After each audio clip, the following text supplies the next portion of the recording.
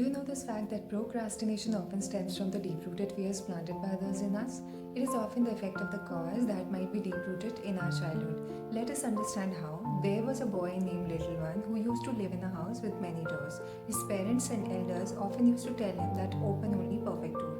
Whenever this boy tried, they would stop him and say, "This is not right for you." Gradually, he learns that it's better not to open any of them because what if the door is wrong?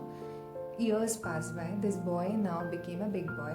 There were many opportunities in front of him in the form of closed doors, but he never dared to open any of them because of all the negative voices of elders and parents, and his own self doubt kept him stuck. One day, an old wanderer visited him. She saw him sitting in front of door, helpless with indecision.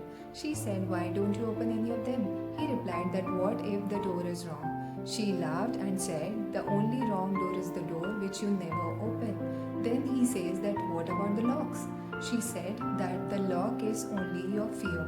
Similarly, we all might have experienced this pattern in us or the people around us, but we tend to judge them.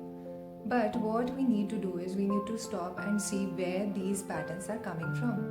If it's coming from something deep rooted, it needs to be addressed, acknowledged, and then only the loop can be broken or the healing is possible. So, once you observe this pattern in yourself or in others, you need to just acknowledge the fact that it is there and try to find out the reason behind it. Once you find the reason, you can work on it. It might take some time, but definitely you will come out.